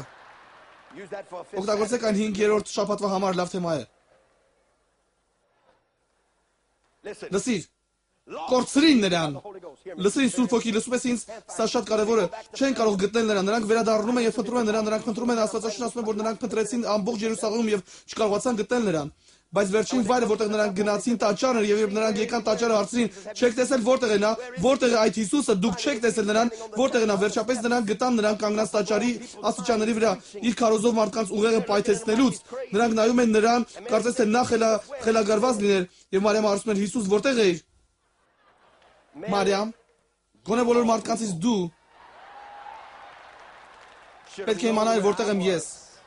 Ինչպես մտքով տանցավ ինձ մեկ այլտեղ փնտրել, դու պետք է փնտրեիր ինձ իմ հոր տան մեջ տաճարում, իմ հոր գործն անելուց։ Եկեղեցու խնդիրը նրանում է, որ մենք շարունակում ենք փնտրել Աստծուն մեզնից դուրս, փնտրելով Աստծուն այստեղ, այնտեղ եւ փնտրելով Աստծուն այստեղ։ Բայց նա ասաց. «Միթե դու չգիտես, որ Աստծո թագավորություն այս կամ այնտեղ չէ, այն քո մեջ է, դու ուզում ես գտնել նրան նայիր տաճարում»։ Նա այնտեղ է, որտեղ միշտ էր։ Նա արդեն լիազորել է քեզ ազատագրման համար, այն ամենը ինչ դու փնտրում ես, նա արդեն տվել է քեզ, այն ամենը ինչ դու ուզում ես, նա արդեն տվել է քեզ։ Այն պահին, երբ դու լցվել ես Սուրբ Հոգով, նա չտվեց, որ դու պարզապես բլբլած չես հասկանում ինչ, եւ խոսես նոր լեզուներով, նա իրեն է տվել քեզ, դու ունես քո մեջ իր արքայության լեցունությունը, եւ ահա դու դեռ պատասխանը քեզնից դուրս ես փնտրում, եւ նա ասում է. «Միթե չգիտես, որ ես ամբողջ քո մեջ դրեցի, ինչու բոլոր մարդկանցից հենց դու ես գնում փնտրելու ինձ մեկ այլտեղ, միթե չգիտես, որ ես լինելու եմ իմ տաճարում»։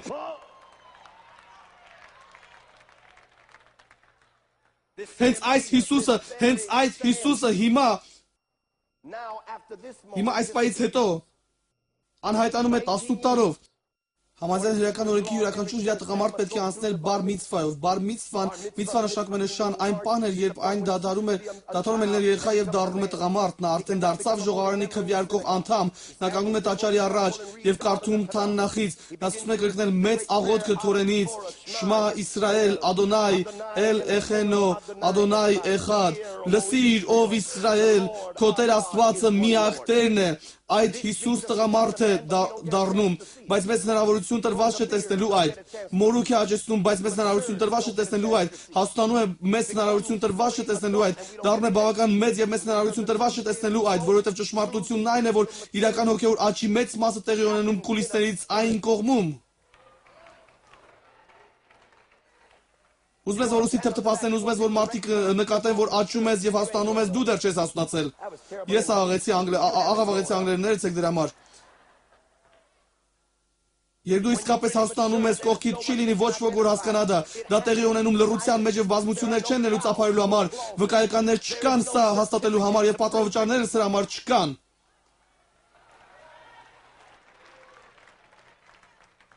There are no honorary. Երբ դու անցնում ես հասունացման միջով, հաճախ սա միայնության մեջ է,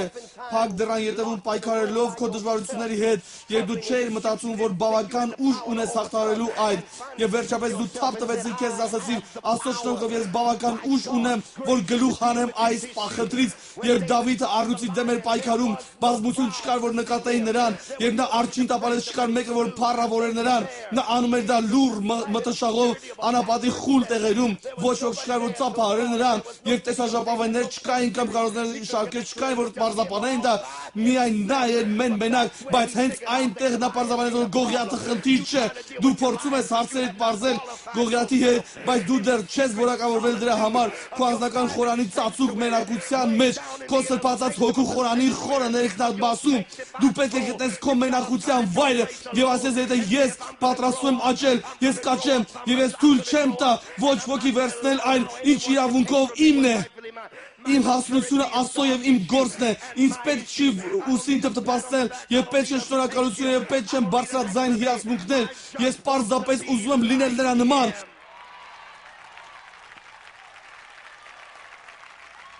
Հպիր ինչ-որ մեկին ու ասա, ես ուզում լինել նրա նման։ Թույլ ասել ձեզ, որ սա նույնպես ամենադժվար պահն է, սա մնալու ամենադժվար վայրն է, սա ամենադժվար վայրն է, որովհետև հաճախ մենք ունակ չենք նկատելու մեր սեփական հասունությունը, մենք նայում ենք մեզ եւ զգում ենք, թե կարծես ինչ-որ բան բաց ենք թողել, մենք այսպես ենք զգում, Աստված, ես ավելի շատ եմ կարդում քո խոսքը, քան երբևէ ես ավելի շատ եմ աղոթում, քան երբևէ ես ավելի շատ եմ եկեղեցի գնում, քան երբևէ եւ ես ավելի շատ եմ տալիս, քան երբևէ, բայց ես ինձ ավելի հեռու եմ զգում, քան երբևէ զգացել եմ, սա կոչվում է Աստծո մոտ պարադոքսային բարձրանալը։ Որքան մոտ ես նրան, այնքան հեռու ես զգում քեզ, որովհետև որքան մոտ ես հայտնվում դու, այնքան մեծ է թվում նա։ Ես կխնայեմ, որքան մոտ ես նրան, այնքան հեռու ես զգում քեզ, որովհետև որքան մոտ ես դու հայտնվում, այնքան հեռու է նա թվում։ Յուրաքանչյուր մոտեցնող քայլ ինձ գիտակցել է տալիս, թե որքան հրաշալի է նա։ Ամենը ինչ իմանում եմ իր մասին օգնում է ինձ գիտակցել, թե որքան շատ բան ես դեռ չգիտեմ իր մասին։ Նրա հետ զրույցի մեջ անցկացրած յուրաքանչյուր ժամը ստիպում է ինձ չափազանց զգայուն լինել մնացած 23 ժամերի նկատմամբ, որ չեմ զրուցել նրա հետ։ Եկեղեցում կիրակի օրը 3 ժամ եւ չորեքշաբթի օրը 2.5 ժամի համար առաջ կարծում էի, թե շատ են, բայց հիմա երբ գիտակցում եմ որքան բարի է նա իմ նկատմամբ, ես ասում եմ սա քիչ է, ես նրան եմ ուզում, 18 տարի մենք չենք տեսնում։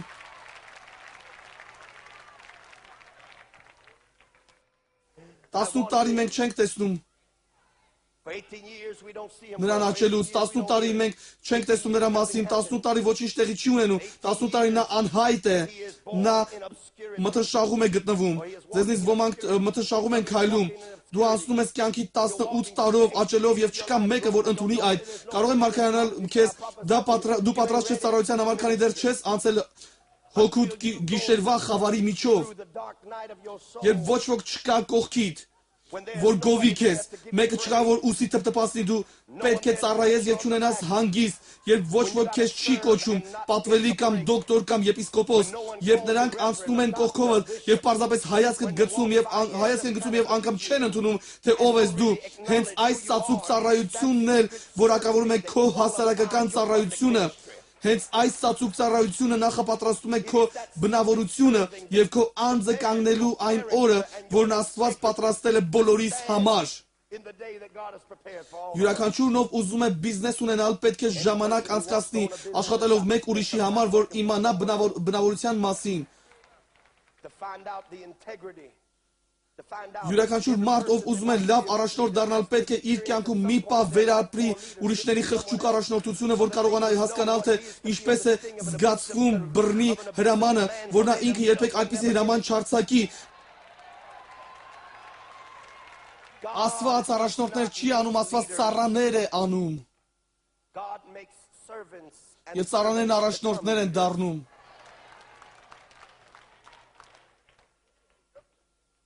Աստված մարդիկ է աճեցնում, որոնք ծառայում են եւ այդ ծառայող սրտից։ Հիսուս գնաց անապատ, հիվանդներ չէր բժշկում, մեռելների հարություն չէր տալիս, դևերի հետ չէր պայքարում, ոչինչ չէր անում, 18 տարին նա լռության մեջ էր, ոչինչ։ Բայց հենց այստեղ է նա պատրաստվել 3.5 տարվա ծառայության համար։ Իր ծառայությունը ավելի կարճ էր, քան իր կյանքը։ Օլիմպիական ատլետները մարզվում են տարիներ շարունակ մեկ վազքա մրցույթի համար։ Նրանք ամբողջ կյանքն անցկացնում են պատրաստվելով մեկ պահի համար։ Մեկ պահ, երբ նա կարողանա վիզն ավելի երկարացնել եւ ոտքն ավելի հեռու հրել, քան ուրիշ մեկը։ Այդ մեկ վայրկյանի համար, այդ երկու վայրկյանի համար նրանք անցկացնում են ժամեր եւ օրեր եւ շաբաթներ եւ տարիներ պատրաստվելով այդ երկու վայրկյանի տարբերությանը, որը կտարբերի նրանց մյուսներից։ Ճշմարտությունը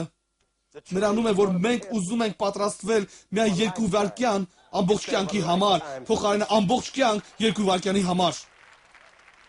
Եվ մենք երկու վայրկյան կծախսենք, որ ապրենք միջակ կյանքով, փոխարենը անցկացնենք մեր ամբողջ կյանքը երկու վայրկյան գերազանցության համար։ Հիսուս 18 տարի մթնշաղի մեջ անցկացրեց, 30 տարի պատրաստվում էր 3.5 տարվա համար, եւ այս 3.5 տարի նշան արեցին նրան 2000 տարվա համար։ Ինձ հետաքրքիր, արդյոք լսում ես, թե ինչ է ասում Տերը։ Հիսուս 18 տարի մթնշաղից հետո դուրս է գալիս խավարից, դուրս է գալիս այդ խավարից, նա արդեն տղամարդ է, նախյուն նա մորուք չուներ, հիմա նա մորուք ունի, նա տղամարդ չէր այն ժամանակ նա տոֆիլում եւ տալիտ չէր հագնում։ Հիմա նա կրում է մեկը թե մյուսը, նա գիտակ է։ Նրա տարիքակիցները նրան ռաբունի են կոչում, վարդապետ։ Արձագանքներ կան, որ գուցե նա Մաշիախ, Քրիստոս, օծյալն է, մարդիկ թարս են նայում նրան, փարիսեցիներին անհանգստացնում է իր դիրքը, ռամիկները սիրահարվում են նրան, մեղավորները գերված են իր անձով, արդարներն ամաչում են, քաղաքական գործիչներ անհանգիստ են, քահանայապետներն արդեն հավաքում են ճամպրուկները։ Այդ Հիսուս մտնում է եւ իր անձի մտությունից նա ասում է այդ մարդուն Հովանեսին եւ ահա ցանկացած նպատակի իրական նշանը, թեև նա ավելի մեծ էր, քան Հովանեսը, նա գտավ ինչին հնազանդվել։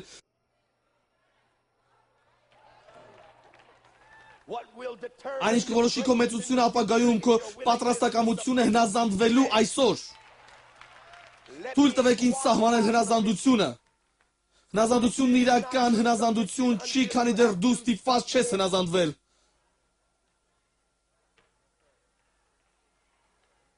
Ես գիտեմ, որ դուք չհասկացաք այդ։ Բոլորն են բարձրում, թե հնազանդ են, քանի դեռ նրանց հնազանդվելու մարտահրավեր չի նետվում։ Քո հնազանդությունը հնազանդություն չի, քանի դեռ ստիպված չես հնազանդվել, եւ այն ժամանակ, եւ միայն այն ժամանակ քո հասարակական հայտարարությունը դառնում է անձնական իրականություն։ Դու լսում ես ինձ։ Դա հնազանդություն է ոչ թե երբ հարմար է, դա հնազանդություն է երբ անհարմար է,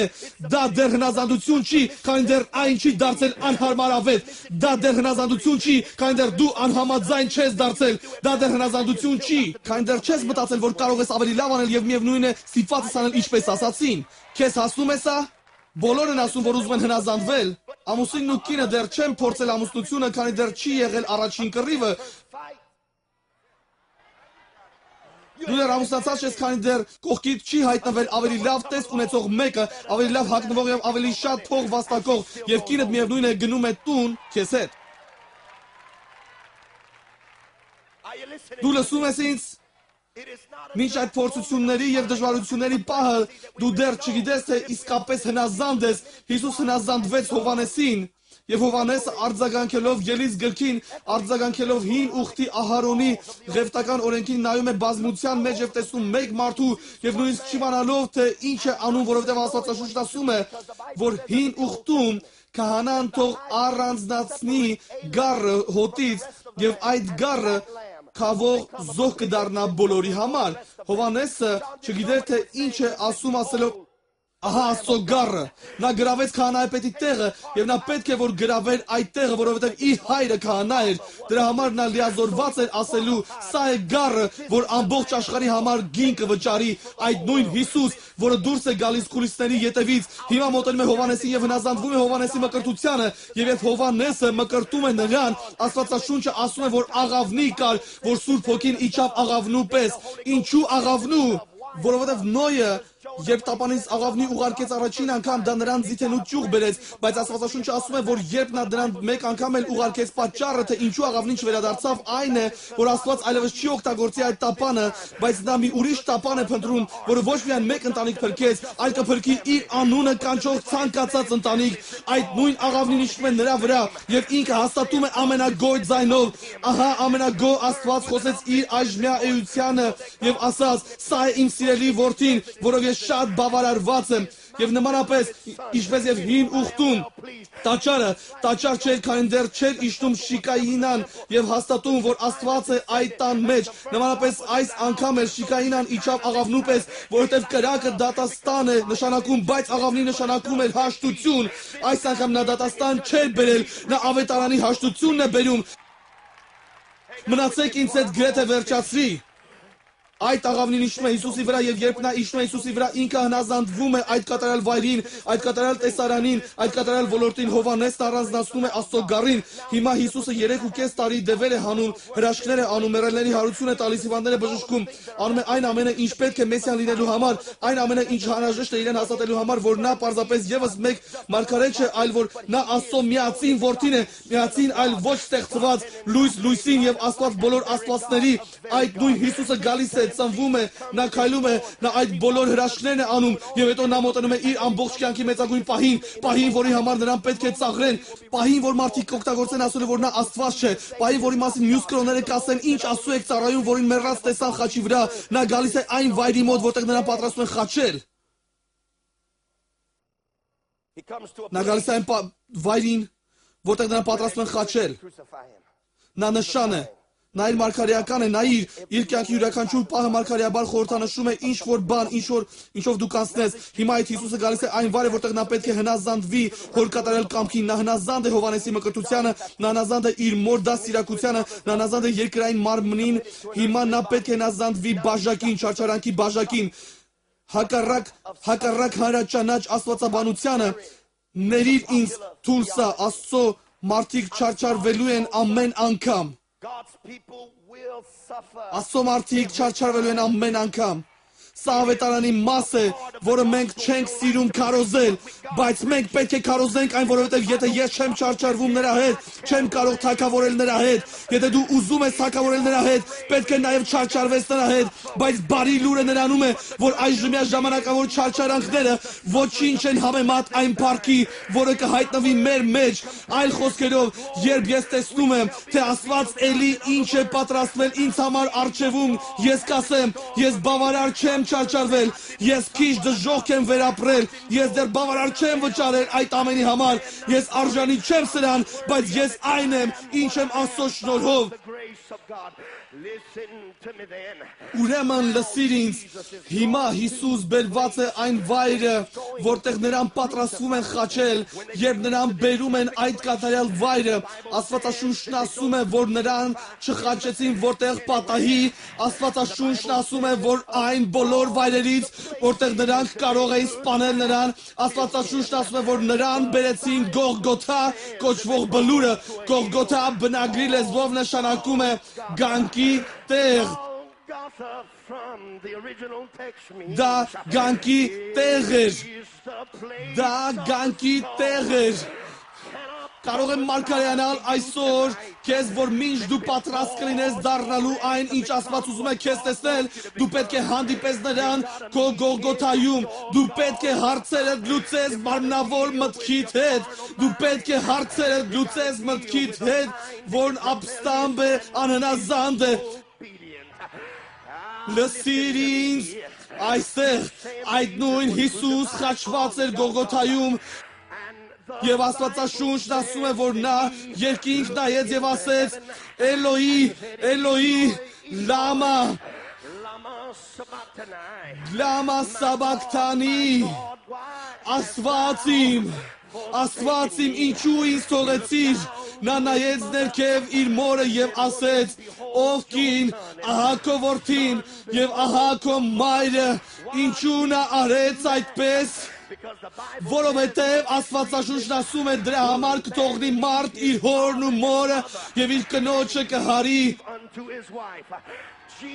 Հիսուս պատրաստվում էր ամուսնանալ իր եկեղեցու հետ, դրա համար նա ասաց. հայր մինչ հանդիպում եւ մայր ժամանակն է գնալ, ես գտա մեկին, ում սիրահարվեցի, ես գտա մեկին, ում համար պատրաստ եմ մեռնել, մեկին ում ուզում եմ փրկել,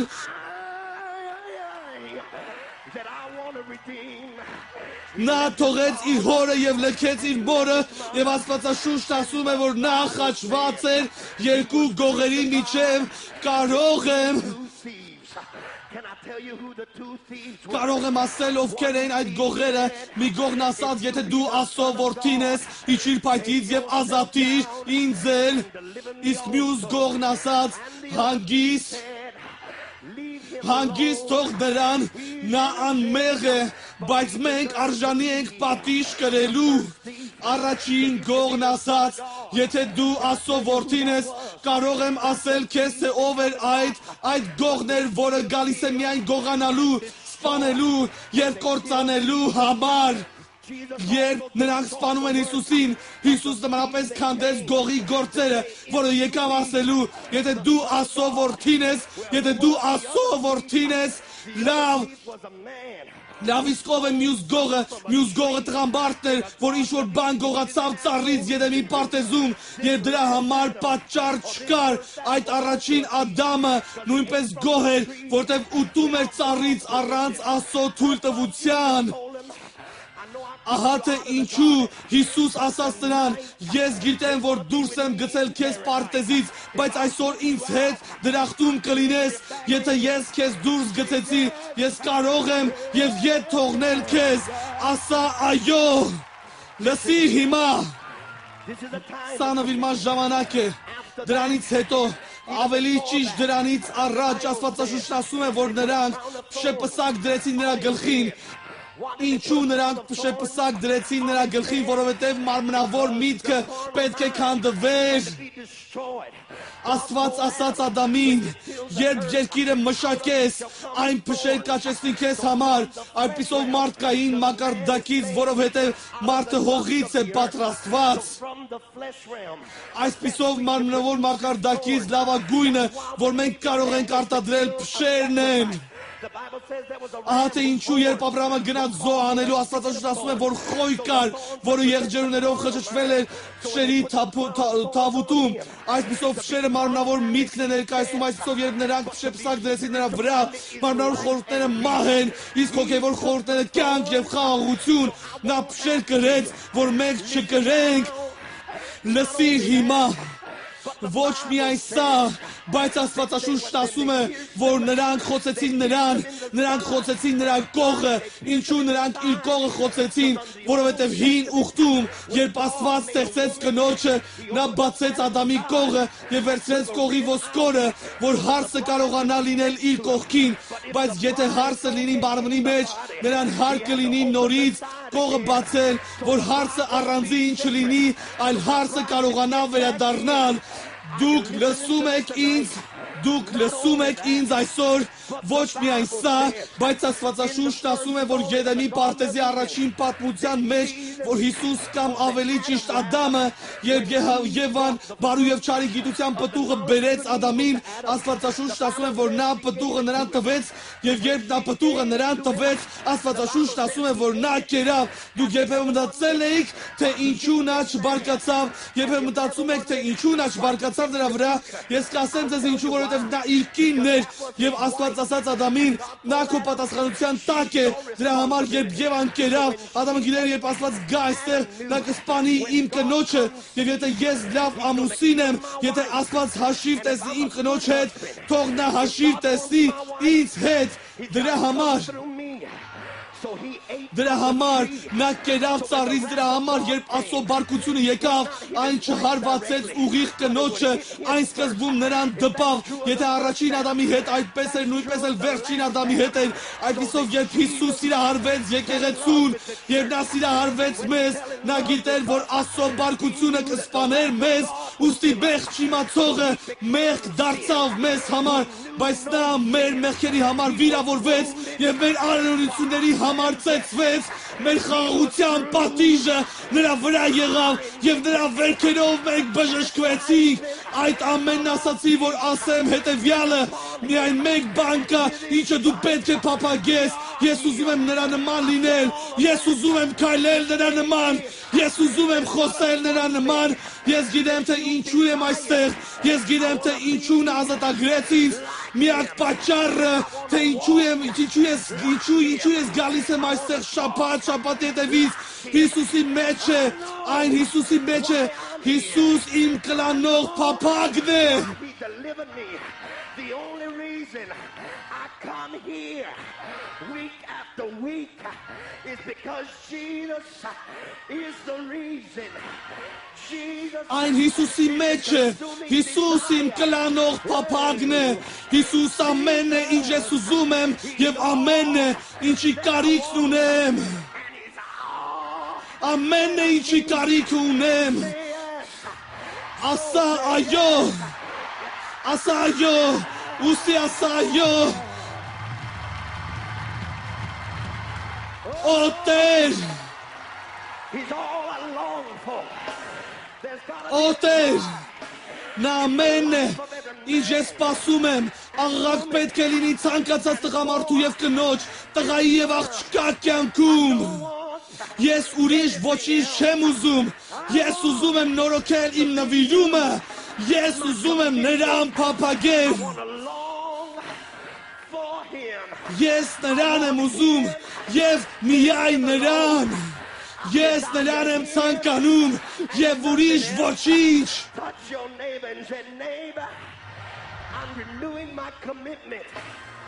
Հպվիր կողքինիդ ու ասա, ես նորոգում եմ իմ նվիրումը, նա ամենն է, ինչ ես ուզում եմ, ասա այո, ասա այո, դա ամենն է, ինչ ես ուզում եմ, նա ամենն է, ինչ ես փափագում եմ, նա ամենն է, ինչի մասին խնդրում եմ, նա նշան է, համաձայն, որի ես պետք է գնամ, նա նշան է, որի ես պետք է հետևեմ, նա նշան է, որի ես պետք է փափագեմ, որտեղ ես գնում, ես նշանին եմ հետևում, ինչ ես անում, ես նշանին եմ հետևում, ինչի ես կանչված, ես կանչված եմ նշանին, ինչ ես դու, ես եպիսկոպոս չեմ, ես քարոզիչ չեմ, դա այն չէ, ինչ ես ուզում եմ, ես աստվածաբան չեմ, դա այն չէ, ինչ ես ուզում եմ, ես գիտեմ, որ իմ ճակատագիրը Հիսուսի նման լինելն է, ես փափագում եմ սրան, ես աղաղակում եմ սրա համար, ես փափագում եմ սրան, ես աղոթում եմ սրա համար, ես ծոմ եմ պահում սրա համար, ես տալիս եմ սրա համար, ես գալիս եմ սրա համար, նա է իմ այստեղ լինելու միակ պատճառը, որ ուրիշ ոչինչ կարևոր չէ, ես պարզապես ուզում եմ նրա նման լինել, բարձրացնու ձեռքերը եւ ասա, ես ուզում եմ նրա նման լինել, ուրիշ ոչինչ կարևոր չէ, Եվ կարևոր չէ թե ինչով ես անցել, կարևոր չէ թե ինչով ես եկել ավտո կամ գար, կարևոր չէ թե ինչով ես տուն գնալու, եկել ես այստեղ կրակը բոցավառելու քո մեջ, նրան փափագելու, նրան ցանկանալու, նրան փափագելու, նրան ցանկալու, նա է ամենը, ինչ ես ուզում եմ, նա ամենն է, ինչի կարիքն ունեմ, ահա թե ինչու է Աստվածաշունչն ասում Աստծո խոսքը, ինչքան բարի եւ ինչքան ցանկալի է, որ եղբայրներն իրար հետ մեկտեղ են բնակվում։ Այն ազնիվ յուղի պես է գլխի վրա, որ թափվում է մորուքի, այսինքն Ահարոնի մորուքի վրա եւ իջնում է մինչեւ նրա հանդերձների ծայրը, այն ինչ կա գլխի վրա, հանգչում է մարմնի վրա, ինչ ստանում է գլուխը, ստանում է նույնպես մարմինը, եւ երբ ես նրան եմ օրհնում, ես ինքս եմ օրհնված, երբ ես նրան եմ աղոթում, նա ազատագրում է ինձ, երբ ես ասում եմ դու ազատագրող ես, ես ազատագրություն եմ ստանում, երբ ես ասում եմ դու բժշկող ես, ես բժշկություն եմ ստանում, երբ ես ասում եմ դու օրհնող ես, ես օրհնվում եմ, երբ ես ասում եմ դու ճանապարհն ես, ես պատրաստում իմ ճանապարհը կարգավորվում է, ծափարին եւ գոհացի նրանից։ Նա այն նշանն է, որին ես փնտրում էի, նա այն է, ինչ փափագում էի, նա այն է, ինչ սատանան չի ուզում, որ ես ստանամ, նա այն է, ինչի մասին սատանան ստում է ինձ, սատանան ասաց Եվային, այն օրը, որ ուտես, Աստծո պես կլինես, բայց խնդիրը նրանում էր, որ նա արդեն Աստծո պես էր, ես հայտնություն ունեմ քեզ համար, սատանան գրոհում է քեզ միայն այնտեղ, որտեղ դու ամենից զորավոր ես, նա երբեք չի գրոհում քեզ այն բանում, ինչ Աստված երբեք չխոստացավ քեզ, նա միայն գրոհում է քեզ այն բանում, ինչ Աստված խոստացել է քեզ, եթե նա խառնվում էր քո ֆինանսների մեջ, ես այստեղ եմ, որ մարգարյանամ, դա նրանից է, որ Աստված ուզում է, որ հարուստ լինես, եթե նա խառնվում է քո երեխաներին, ես այստեղ եմ, որ մարգարյանամ, դա նրանից է, որ Աստված ուզում է, որ նրանք մեծ լինեն, նա ասաց Եվային, եթե ուտեք, Աստծո պես կլինեք, բայց նա արդեն դրա նման էր, դու հարուստ կլինես, ես արդեն հարուստ եմ, դու օրհնված կլինես, ես արդեն օրհնված եմ, այն ամենը, ինչի հետ սատանան պայքարում է, դու արդեն ունես, դու արդեն, դու արդեն, հեյ, պարկը կլինի ասուն, դու պետք է ես այս ամենը, ինչի մեջ նա խառնվում է անցյալ տարի, Ետային եւ ասա, իմ այս հասկանում եմ, ես մտածում էի, որ դու ուղղակի խանգարում ես ինձ, բայց դու չէիր գրոհի սա, եթե Աստված արդեն հաստատած չլիներ այն, դու չէիր փորձի քանդել դա, եթե Աստված դա արդեն հաստատած չլիներ, դու չէիր փորձի վերցնել դա, եթե ես այն արդեն ունեցած չլինեի, նա ամենն է,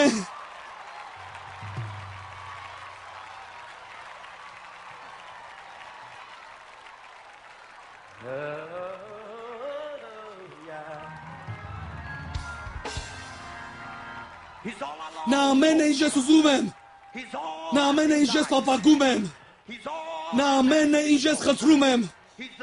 նա է պատճառը, թե ինչու եմ ես գալիս չորեքշաբթի երեկոյան և կիրակի առավոտյան և երկչախմբի փորձին, պատճառը, թե ինչու ենք պապագում նրան, այն բանում է, որ ինչ-որ բան կա մեր ներսում, որն ասում է ավելի մեծ մակարդակ կա, ավելի մեծ վայր կա, ավելի մեծ օծություն կա, հիմա երբ Հիսուս խաչված էր, այդ բոլոր ոլորտներում Աստված միշտ մարգարեանում է, որ մենք կանք նրա կյանքի միջոցով,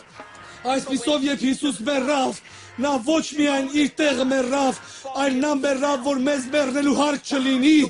նա մեռավ, որ սուրբերն այլևս չմեռնեն, մենք պարզապես տնջում ենք, մենք լքում ենք մեկ ոլորտը և գնում ենք մյուսի մեջ, ահա թե ինչու պատմություն կա, որ եթե մեղուն փորձում է խայթել ինչ-որ մեկին, երբ մեղուն թռչում է արձակվելու քեզ վրա, նայիր նշանին, երբ մեղուն արձակվում է ինչ-որ մեկի վրա, նա խայթում է նրան և թողնում իր խայթոցը, նրա ձեռքն ուռչել է, այն ցավում է, նա սարսափելի է, նա ապրածից ցավ է զգում, հիմա երբ մեղուն հեռանում է, այն առաջվա պես մեղվի տեսք ունի և մեղվի պես ձայն է արձակում և մեղվի պես է վարվում, այն մեղվի տեսք ունի, այն դեռևս վախեցնում է քեզ, այն կստիպի քեզ նյարդայնանալ, բայց երբ այն կփորձի ևս մեկին խայթել, այն չի կարողանա ցավ պատճառել, որովհետև երբ այն խայթեց նրան, այն իր խայթոցը թողեց նրա մեջ, այսպիսով երբ Հիսուս խաչի վրա էր, նա ասաց պամահին, դե մահարվածիր բոլոր ուժով, և երբ մահը գաղտնագողի մոտեցավ, երբ մահը հարվածեց նրան, նա ասաց մահ, ուր է քո խայթոցը, դժոխք, Ուր է քո հաղթությունը։ Նա դարեց, որ ինձ հարկ չլինի անելու։ Նա անցավ սրա միջով, որ ես ստանամ օրհնություններ, աղաղակիր, հալելույա, հալելույա։ Երեք մարդու օգվիր և ասա, ես ուզում եմ լինել Հիսուսի նման։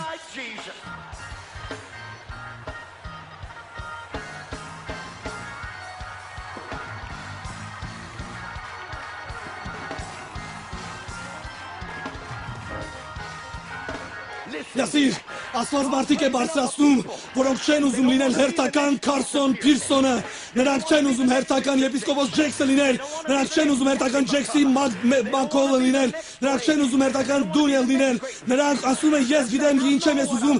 եմ քայլել նրա նման, ես ուզում եմ խոսել նրա նման, ես գտա մի բան, որը ցանկացած Տիրոջից եւ որը կփնտրեմ։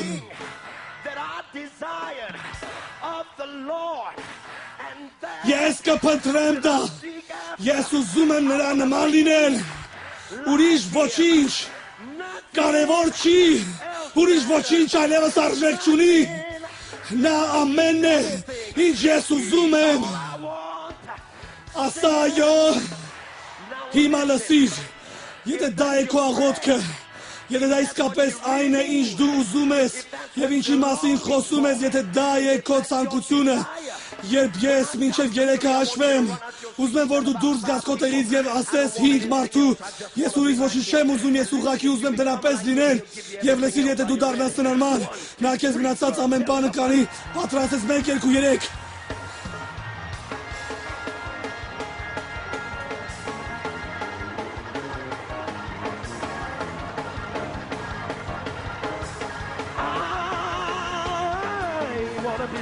Ես ուզում եմ նրապես լինել, դա ամենն է, ինչ ես ուզում եմ, նա ամենն է, նա ամենն է, դա ամենն է, ինչ ես փափագում եմ,